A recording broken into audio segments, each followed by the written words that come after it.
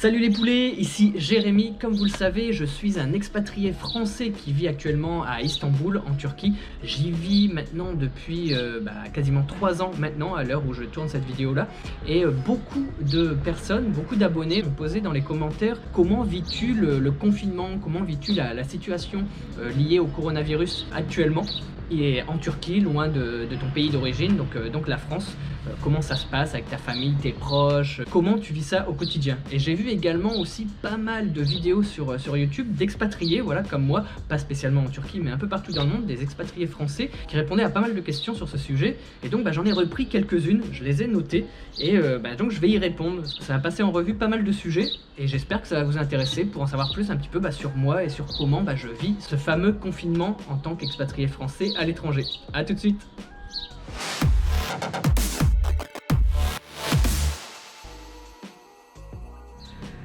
Comme je vous le disais dans l'intro, je vais répondre à quelques questions qui sont posées régulièrement à des expatriés qui vivent à l'étranger pendant cette fameuse crise sanitaire liée au Covid-19. Donc j'ai les questions devant moi sur mon téléphone, et donc je vais commencer par la première qui est: avez-vous songé à rentrer en France ou avez-vous décidé de rester dans votre pays d'expatrié? Donc me concernant, mon pays d'expatrié c'est la Turquie, et donc pour répondre à cette question, en fait non, j'ai jamais franchement envisagé de revenir en France lors de cette crise-là, parce que je vis en Turquie, je suis installé depuis quasiment 3 ans maintenant, et voilà, ma vie est ici, maintenant en Turquie.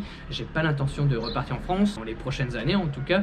Je reviens en France une fois par an en moyenne pour voir ma famille, mes proches, ma filleule notamment, Jenab, ma sœur, mon papa qui est en France, et bien sûr j'ai pas mal d'amis et de familles qui vivent toujours en France, donc j'essaie d'y aller une fois par an, mais là c'est pas parce qu'il y avait la crise, le coronavirus, etc. que je me suis dit tiens allez, je vais revenir en France, parce que maintenant ma vie est ici en Turquie et je me voyais pas du tout rentrer en France juste parce qu'il y avait une crise mondiale, même si pour certains ça doit peut-être sembler bizarre, mais après moi je suis dans un cas particulier. Si vous me suivez, vous savez que moi j'ai mon papa qui vit en France et j'ai ma maman qui vit à Abu Dhabi, donc la Turquie c'est entre les deux on va dire, et donc si je rentre en France je m'éloigne de ma maman, et si je reste en Turquie je reste entre les deux, et si je décide d'aller à Abu Dhabi, j'ai pas vraiment d'attache là-bas, j'y vais de temps en temps pour aller rendre visite à ma maman une fois par an aussi. J'essaye une fois par an à Abu Dhabi, aux Émirats Arabes Unis, et une fois par an dans le nord de la France pour aller voir ma famille, mes proches, etc. Mais sinon 98% du temps je reste ici en Turquie, là où j'ai décidé de m'installer. Donc à la question, avez-vous songé rentrer en France? Pas du tout, non, moi je suis en Turquie et je suis bien. Donc pour la deuxième question, quelles sont les consignes mises en place dans votre pays de résidence, donc la Turquie? Y a-t-il un confinement total, partiel? Comment la population réagit-elle? Par rapport aux consignes qui ont été mises en place ici en Turquie, comme vous le savez, j'ai ma petite routine maintenant hebdomadaire. Tous les samedis, je publie une vidéo coronavirus. Si ça vous intéresse de connaître toutes les mesures, tous les chiffres liés à la situation ici en Turquie par rapport au Covid-19, je vous invite à aller regarder sur ma chaîne. J'ai commencé à en faire au mois de mars 2020, donc il y en a vraiment pas mal, parce que tous les samedis, je fais un point sur la situation ici. Et donc pour tout ce qui est mesures, ici, il n'y a pas de confinement vraiment total, comme il peut y avoir par exemple en France. Ici en Turquie, c'est un confinement partiel.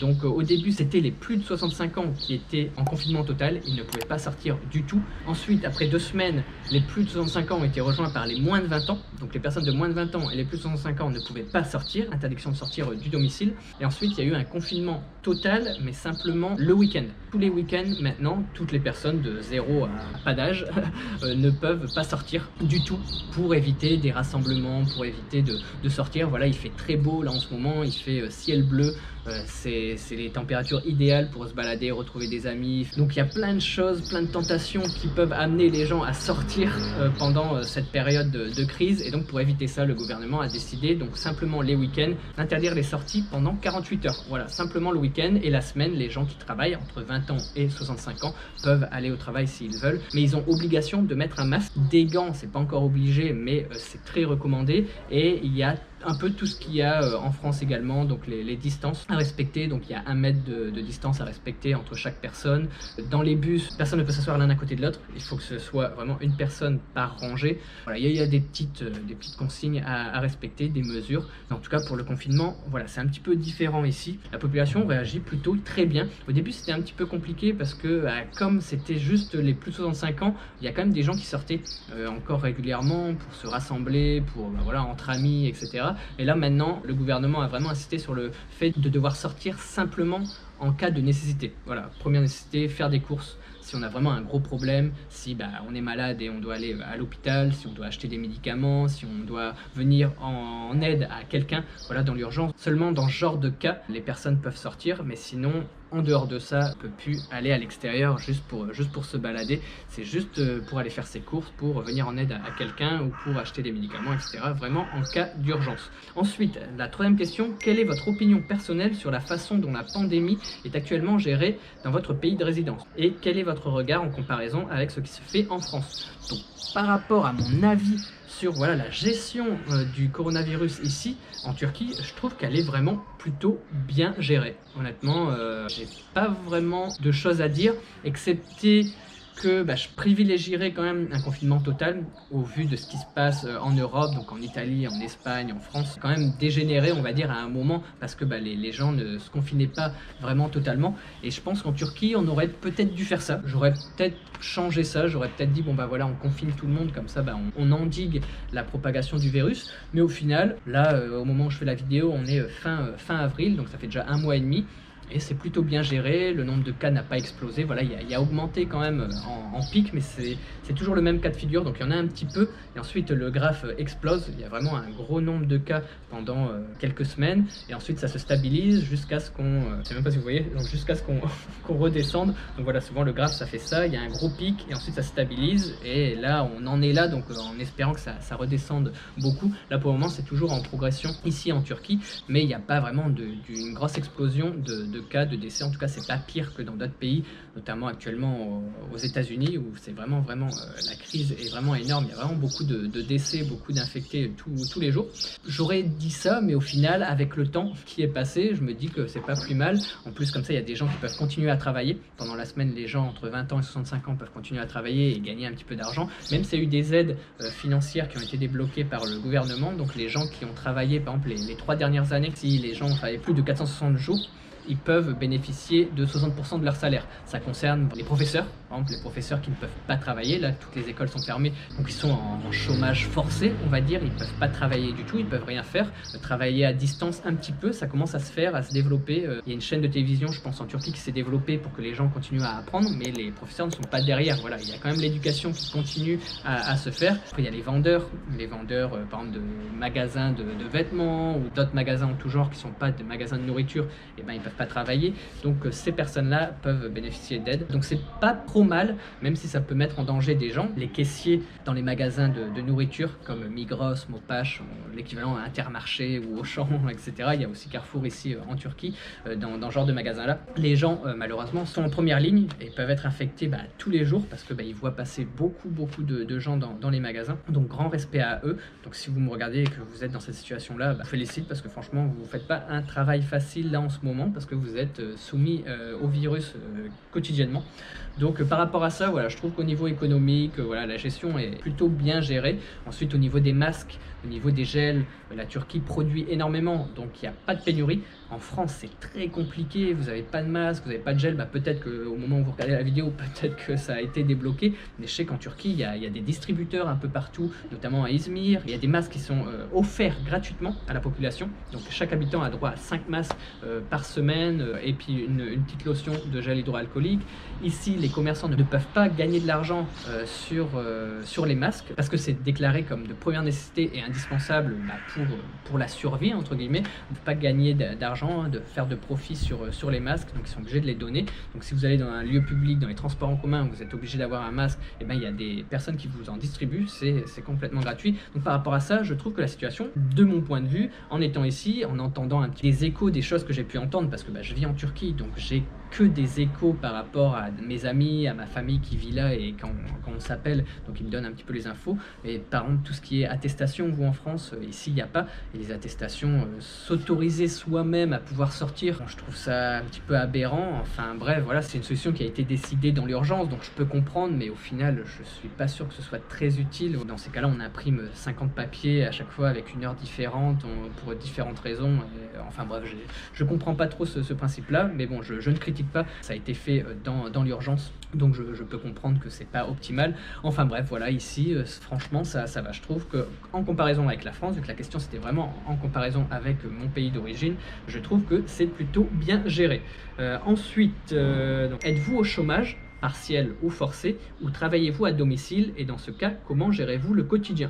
Donc je ne suis pas au chômage, comme vous le savez, peut-être je travaille à mon compte, j'ai ma société qui est basée en France, mais je peux travailler de n'importe où parce que je gagne ma vie sur internet, donc j'ai pas de chômage partiel ou forcé, vu que je suis à mon compte, donc voilà, je suis mon propre patron, et par rapport à mes activités, on va dire, c'est sûr qu'elles ont diminué, il y a pas mal de choses qui ont diminué, mais il y en a d'autres qui ont augmenté pendant cette période-là, notamment, je sais pas si vous le savez, je vais pas rentrer dans les détails, mais j'ai plusieurs activités en ligne, et notamment des blogs de voyage, des blogs en tout genre, et là en ce moment j'ai pas mal de personnes, des sponsors, des partenaires qui me contactent pour écrire des articles sur ces fameux blogs, ces fameux sites internet. Donc je peux gagner de l'argent avec ça, j'écris des articles, je parle d'un sujet en particulier, j'insère un lien, Air France, Trivago, Airbnb, etc. Ce genre de compagnie, de société me contactent, et je peux gagner de l'argent en rédigeant un article pour eux que je publie sur mon site, mais je leur mets un lien et je parle un petit peu d'eux, ça me permet de gagner un peu d'argent. Et là en ce moment je gagne de l'argent avec YouTube, et j'ai ma chaîne qui s'est bien développée. J'ai fait mon challenge donc tout le mois d'avril 2020,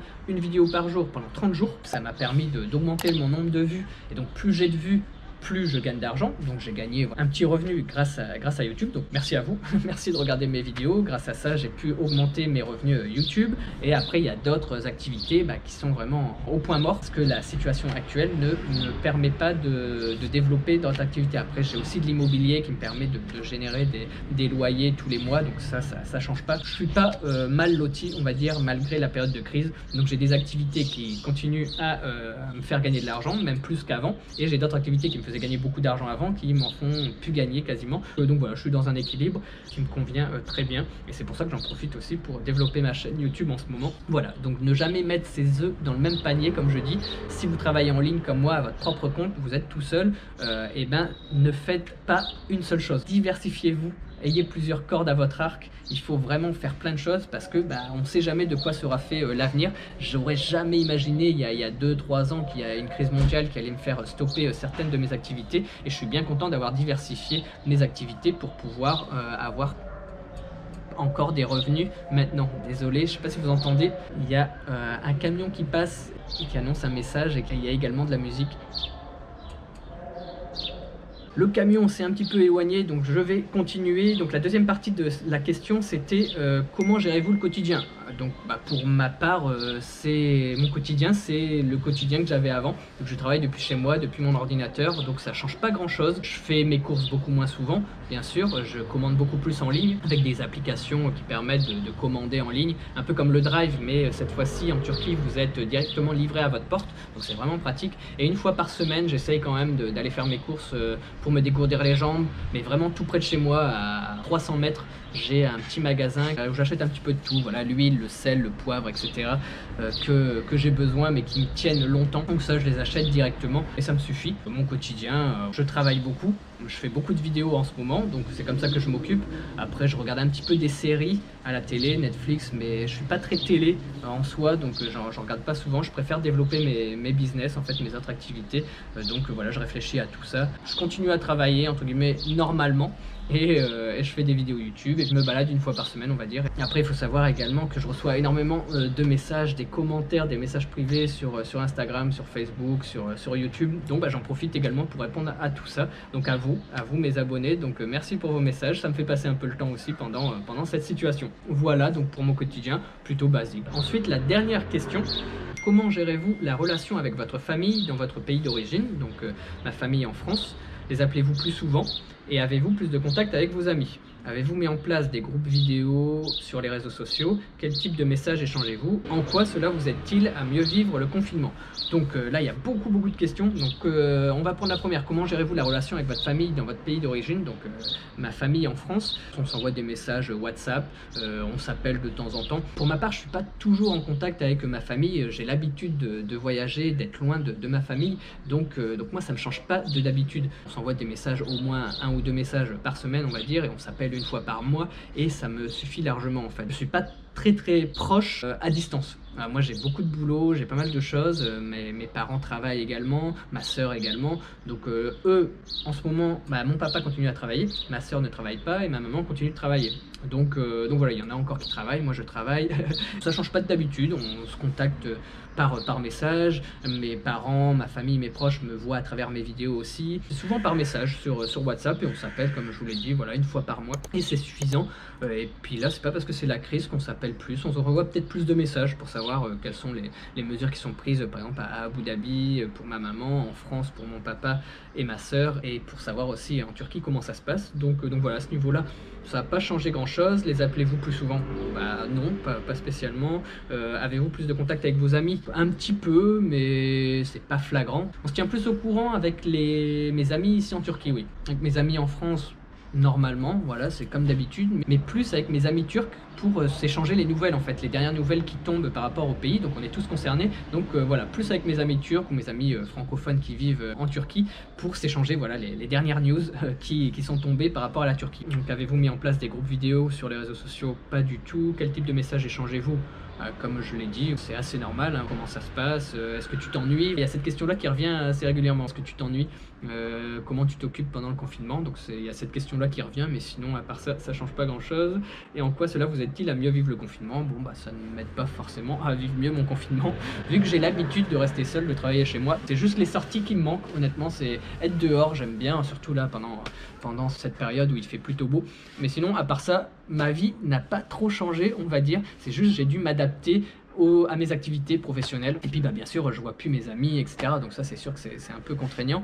On trouve toujours quelque chose à faire. Il y a toujours plein de choses. Moi, au niveau du boulot, au niveau... j'ai trié mes photos, par exemple, sur mon téléphone. J'ai trié mes emails. Voilà, il y a plein de choses à faire. Plein de choses. Vous avez plein de choses, je suis sûr, aussi à faire. Faire un peu de ménage, cuisiner. Profitez-en pour cuisiner pendant cette période-là. Tester des trucs, essayer des choses. Donc voilà, pour mon point de vue. Voilà, c'était peut-être un petit peu ennuyant. Moi, j'ai pas eu de trucs extraordinaires. Mon quotidien, on va dire, n'a pas changé énormément comparé à d'habitude, et étant donné que je travaille depuis chez moi et que je gagne ma vie sur internet. En tout cas, j'espère que tout se passe bien, que vos proches, votre famille, que vous-même vous portez bien pendant cette situation, que vous ennuyez pas trop, que ça va, que vous êtes en bonne santé, surtout c'est le principal. En tout cas, je vous souhaite le meilleur. N'hésitez pas, si vous avez aimé cette vidéo, de mettre un pouce gris en l'air, de vous abonner si ce n'est pas déjà fait. N'hésitez pas également à me suivre sur Instagram, il s'affiche quelque part, pour suivre le quotidien d'un expatrié français qui vit actuellement à Istanbul en Turquie. Et encore une fois, portez-vous bien, prenez bien soin de vous et de vos proches. Je vous retrouve dans la prochaine vidéo. En attendant, tchuss les poulets!